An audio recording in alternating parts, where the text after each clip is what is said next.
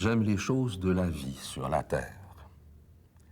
C'est désespérant vraiment de penser que dans la mort, il n'y aura pas de café. J'aime les choses de la vie sur la terre, c'est désespérant vraiment de penser que dans la mort, pas de crème à glace, pas de bière, pas de vin, pas de pommes, pas de ciboulette, pas de musique. Oh, pas de musique. Pas le goût des lèvres sur les lèvres. Oh papa, j'espère que le rien est sans faille et qu'il n'y a pas une petite craque qui fait qu'on s'ennuie.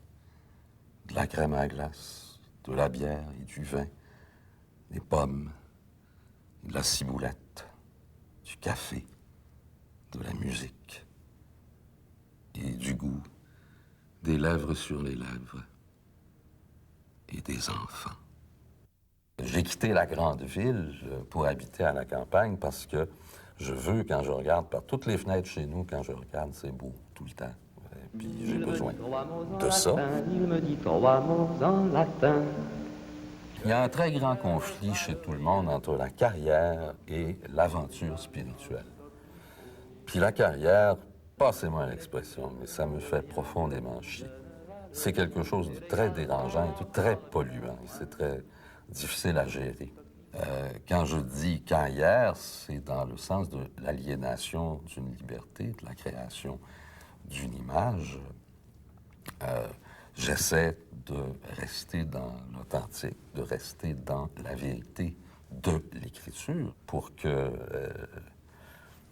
les habits, je parle métaphoriquement, soient minimes et que la nudité soit la plus grande possible par rapport à la présence au monde, à la respiration, au cœur qui bat, et à un rapport avec les feuillus et les conifères. Certaines façons, vieillir, c'est choisir où mourir aussi. J'aime autant mourir avec les feuillus et les conifères, le plus possible spirituellement, avec les arbres.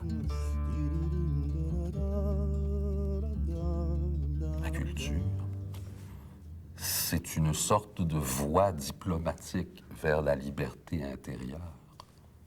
Peut-être. En tout cas, pour moi, c'est ce qu'il y a de plus important.